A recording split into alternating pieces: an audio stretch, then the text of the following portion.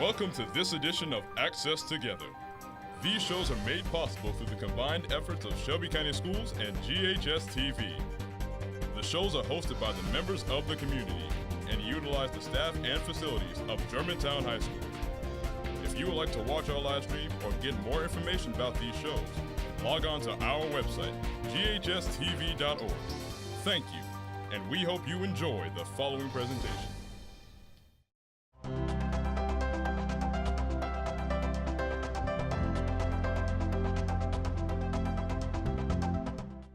Welcome to Inspiring Leaders. I'm Donna Chandler Newman, your host for our show, and thank you for watching our program.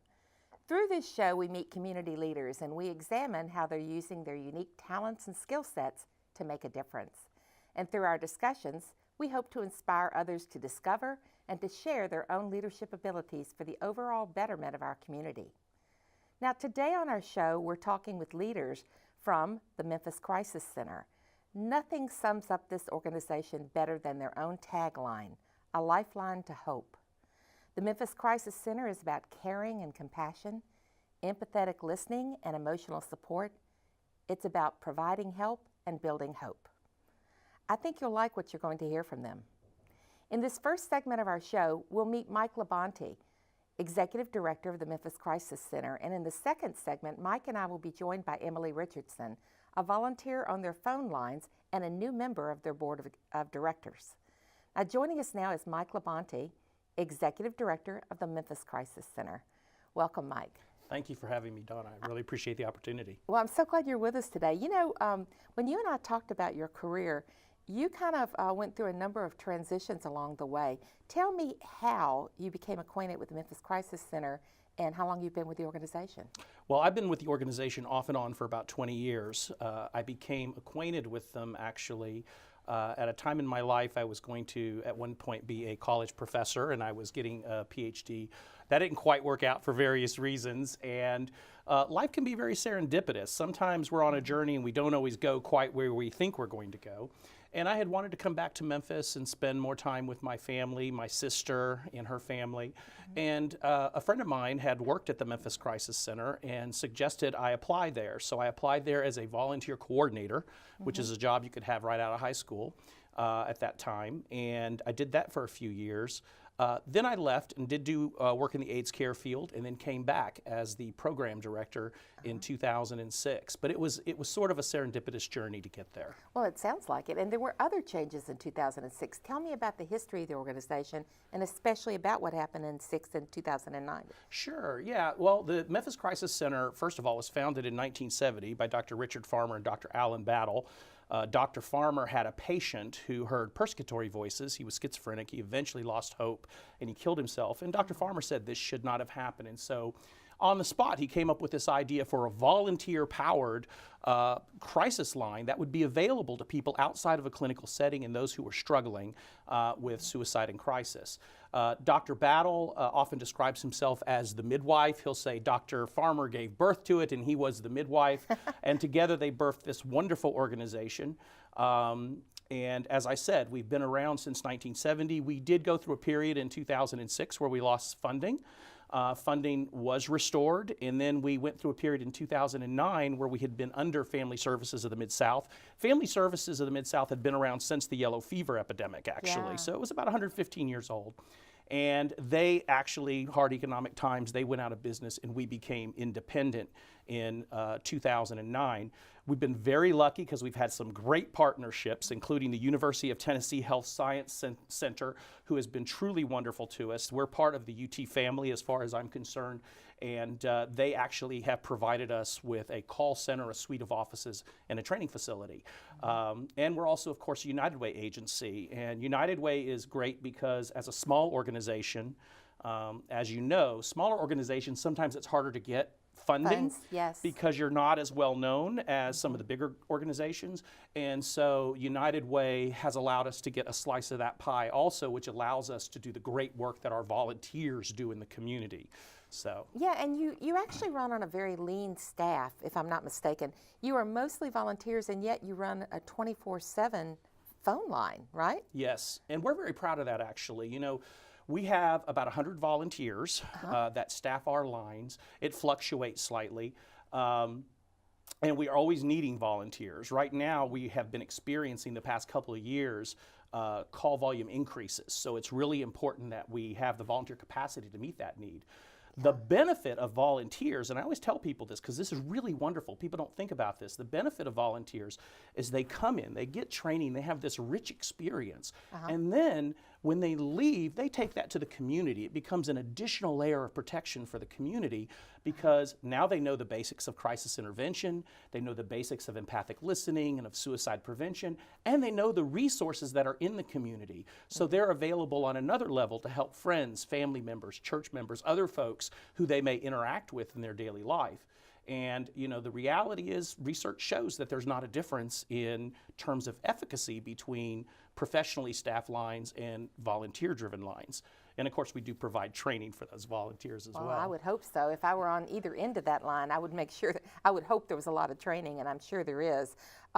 Before we go into the training, tell me, what is the exact mission of the Crisis Center? Yeah, the mission of the Crisis Center is to be a lifeline to anyone in distress.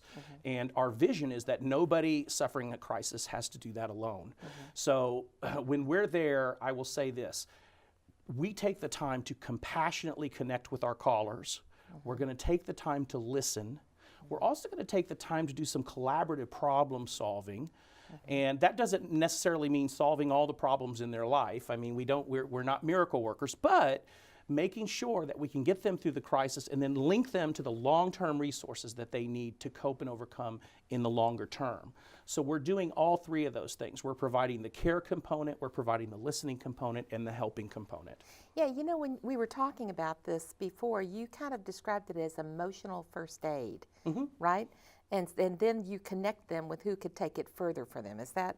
That's true. You know, I always, one of the things I say is we do engage in emotional first aid. It's almost like, you know, I always say I'm a big guy, could have a heart attack up here right now, and I'm hoping that, you know some CPR. Yeah. Now, I might need open heart surgery, but I don't want to see you standing over me with a scalpel. So I'm hoping that you have the CPR skills to keep me alive until you get me to the hospital. Right. The other thing that I want to emphasize, too, is while we do have high-risk calls that come in, the majority of the calls that we have are people who are sad, lonely, facing a life challenge, need a caring and compassionate ear.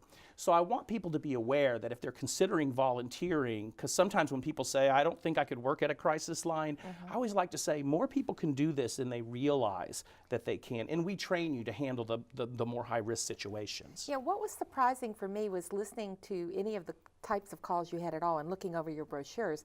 I guess I always considered it a suicide hotline. And I know it started that way, but it's so much more. Yes, you know, it's funny because first of all, let me just say, most crisis lines were getting started in England in the 1950s, in the United States in the 1970s. Most were volunteer powered and were grassroots. And often they started as suicide hotlines. And of course, suicide prevention is a big chunk of what we do, you know.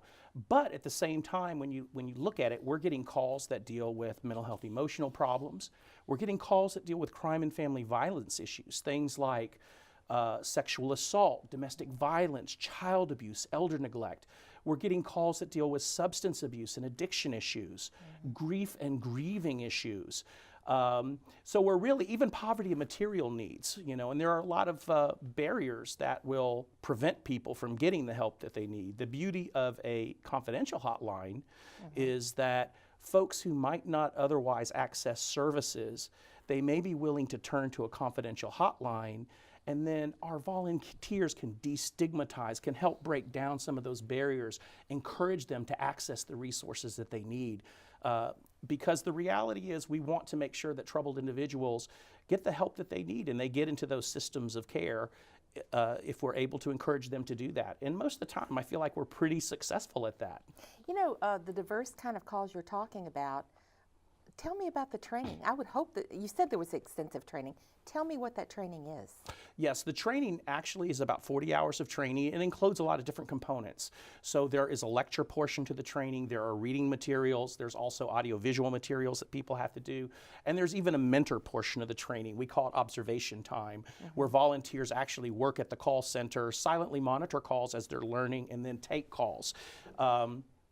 And part of the training is also not only building people's skill sets, but also its attitudes, skills, values, all of those kind of things, all those components actually go into our training. Now, our training really, we're accredited through Contact USA, which is one of the main accreditors for helplines across the country. And so when you call the Crisis Center, you can be confident that you're dealing with somebody who's been through an extensive training process. And I want to say this because people will often say, well, how can somebody who doesn't know me care? The person answering the phone isn't getting a paycheck. They are there because they care, and they want to help however they can. Well, I'm so glad to hear that. Confidential, 24/7, people who care. Well, in our next segment, we're going to meet one of those people who cares. So will you stay here with me a minute? I will. All right, good. Thanks, Mike. We're going to pause now for a short break. When we return, Mike and I will be joined by Emily Richardson, call center volunteer and board member for Memphis Crisis Center.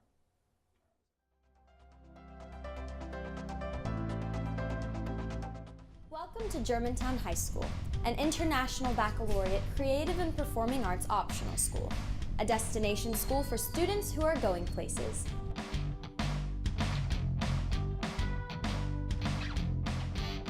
Our students are of the highest caliber when it comes to their academics and knowledge. The IB program is a very rigorous program. You were challenged in a way that you thought you couldn't be challenged. You succeeded, something that other kids may not have thought they could do. They're accepted to colleges that are just, dream colleges for so many people. Germantown High School offers a CAPA program, the Creative and Performing Arts program. When I first came here, I saw the television studio and I was just amazed at what all I saw. Kids do everything, that they're taught every detail that has to do with theater arts and creative arts. I love a lot of things about Germantown High School, but primarily what I love is the athletics. There's something exciting around every single corner. We probably are one of the most diverse high schools in the state of Tennessee, maybe the United States. I would never doubt about sending your child to Germantown High School. This high school is something not like any other high school that we have. There's definitely fun in the work. We find fun in everything we do. You're watching the award-winning GHS-TV, a nationally recognized student television station. Welcome back. I'm Donna Chandler Newman, and you are watching Inspiring Leaders. Today, we're talking with leaders from the Memphis Crisis Center. We're pleased to continue our discussion with Executive Director Mike LaBonte, and we are delighted to be joined now by call center volunteer and new board member of their board of directors, Emily Richardson. Mike, thanks for staying, and welcome, Emily. Thank you for having me. I'm so glad you're both here. Now, Emily, you are a volunteer, a call center volunteer with Memphis Crisis Center, and also a new board member. Tell me how you became acquainted with the organization and how long you've been involved with them. I actually started interning with the Memphis Crisis Center in the summer of 2015 as a part of a class I was taking with my undergraduate degree at the University of Memphis. Mm-hmm. I see. So then you got quite an affinity for them and decided to stay? They were such great people, and I loved doing the work so much that I really wanted to stay. You know, the Crisis Center is a great place to volunteer, you know, especially as an undergrad and then now as a grad student, because I can donate my time to them and really feel like I'm contributing something to the community. Well, okay, so most of your volunteers do not have that level of credentials that Emily has, I'm sure, but they're still as effective. Is that what you were saying earlier, right? Oh, yes, and you know, when we put people through the training process, they have to be 18 or over, but we actually have a pretty diverse group. We have both a lot of young adults, including people who, we have a big intern program, including social work students, psychology students, counseling students, even criminal justice students. We also have working adults that are answering the lines, and we have retired persons. So it's a very diverse group of folks. And you're getting a very diverse group of calls. Yes. Talk to me about some of your calls that you've had, Emily. Tell me, what was your first call like?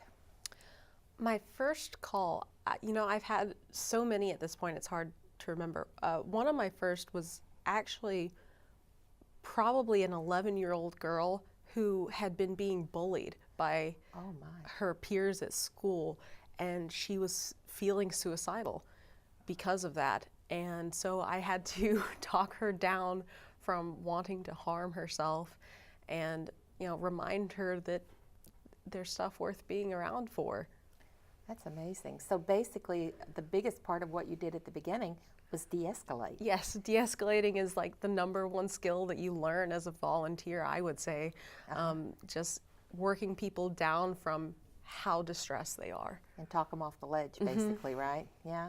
And whether that's about suicide or that's about, you know, their boss yelled at them today. Yeah. You know, we get some calls like that after work, or their kid doesn't like them because of something that happened at school, or there's a variety of different things that you have to talk them off the ledge from. Really?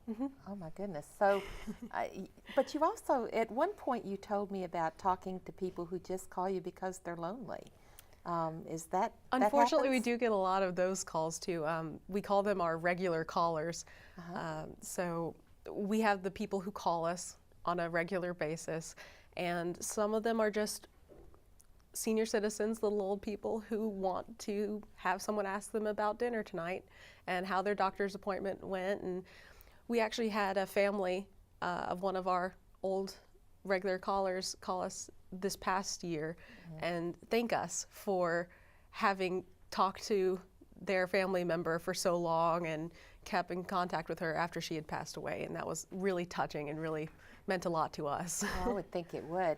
Yeah, my goodness, and if I'm not mistaken, don't you still have your first volunteer you ever had? We do, yes. William Bray, who is a board member, went through the initial training in 1970, and he is still with us.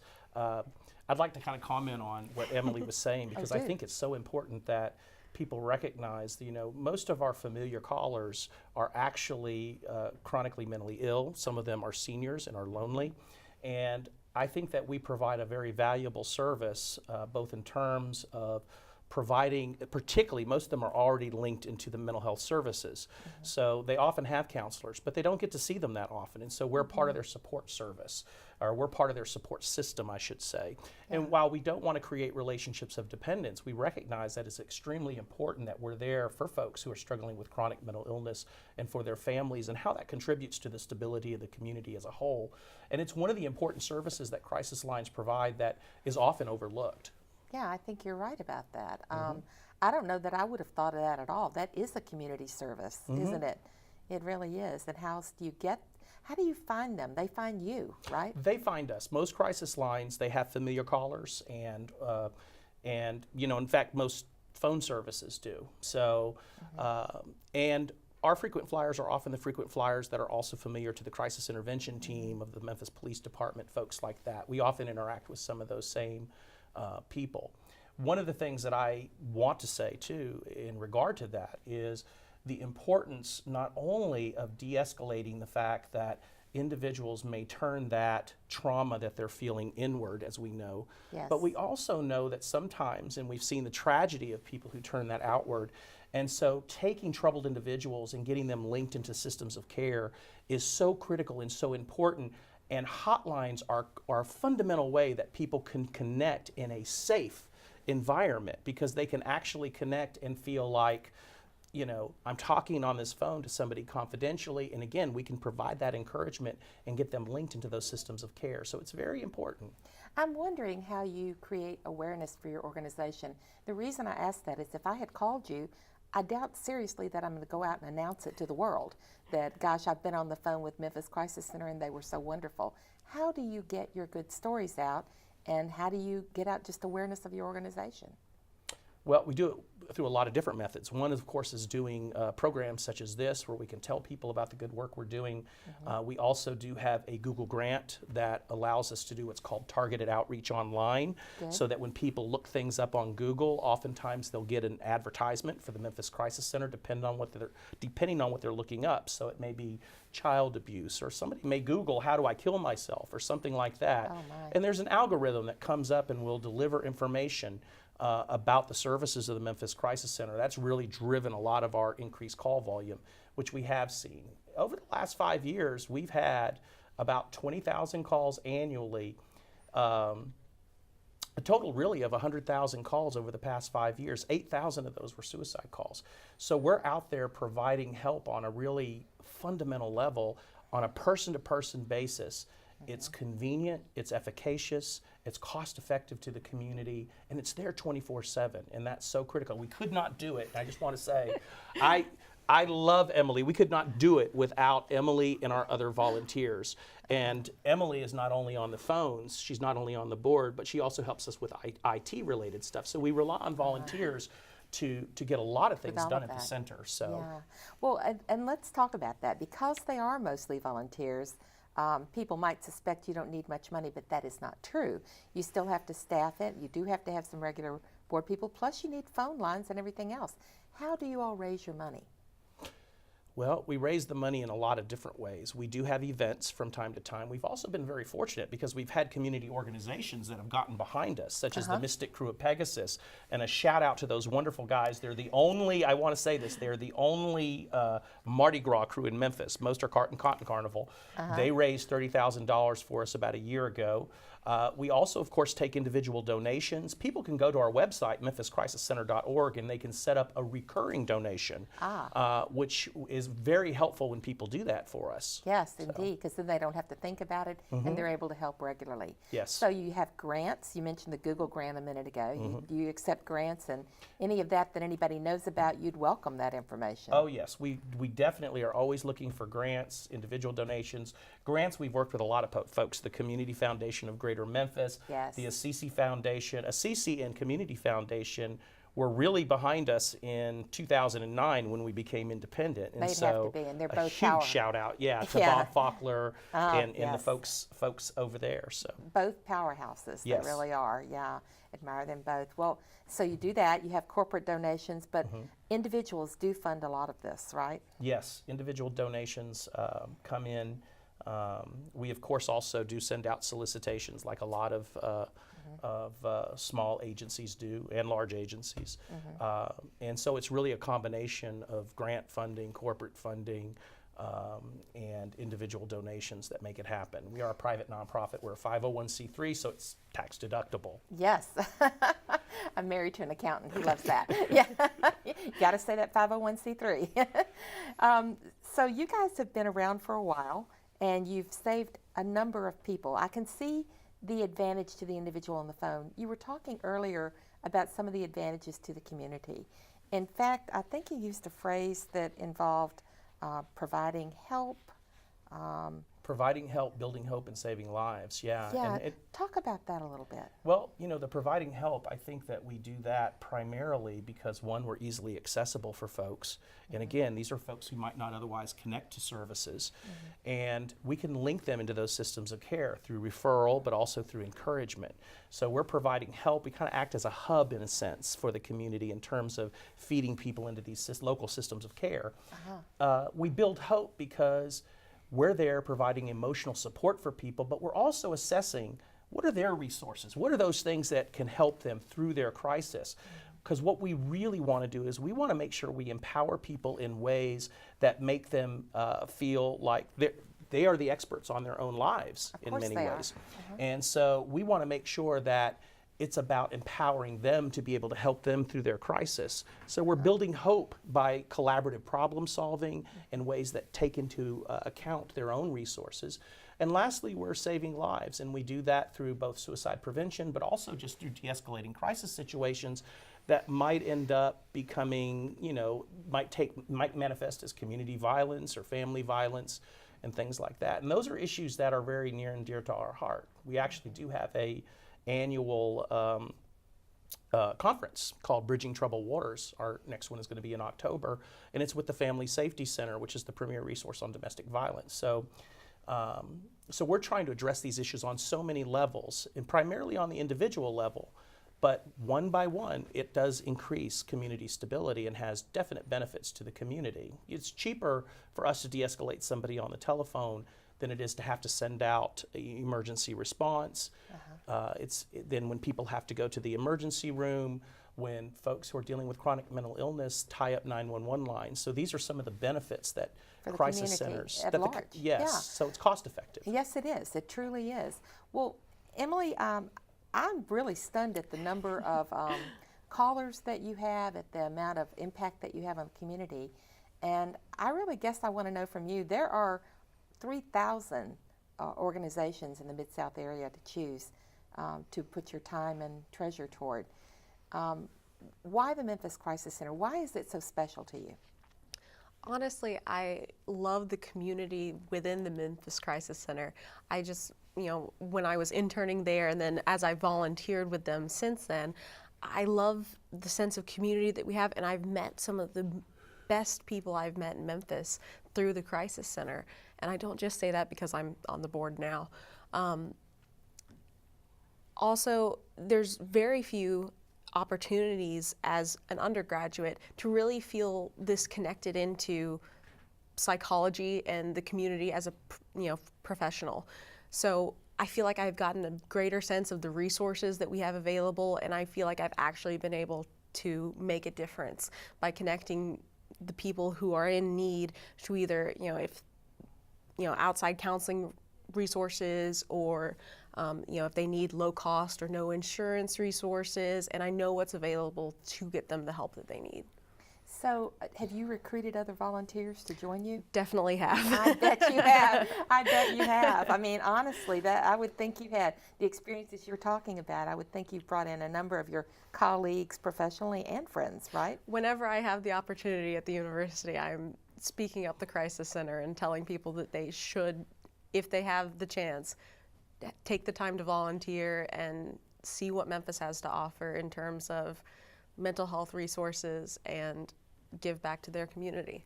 I can see what you do for the community. Tell me what we can do for you. What can the community do for the Memphis Crisis Center?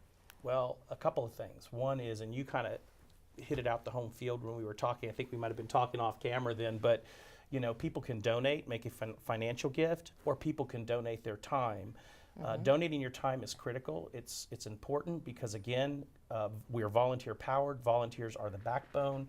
And as Emily just pointed out, our volunteers are not only answering the lines, but they're also they're liaisons to the community that bring people in to the Crisis Center to provide the service. So be aware.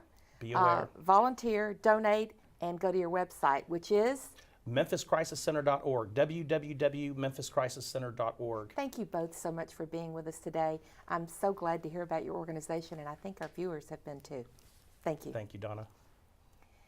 And thank you for being with us today for Inspiring Leaders. We appreciate our guests on today's show, Mike LaBonte, Emily Richardson, both representing the Memphis Crisis Center. And I hope you've enjoyed hearing about the very important work they do. If you've been inspired as I have and you'd like to serve as a volunteer, to donate to this very important cause, or to just learn more about the Memphis Crisis Center, then you can visit their website, which again is www.memphiscrisiscenter.org. Thank you once more for watching our show. If you're interested in the air dates of Inspiring Leaders or for our station's complete programming guide, you can visit GHS-TV.org, where we're streaming live 24 hours a day. You can keep up with GHS-TV by visiting our website. We hope you'll like us on Facebook and follow us on Twitter. Thank you for joining us for today's show, and be sure and watch our show, Inspiring Leaders, again next month.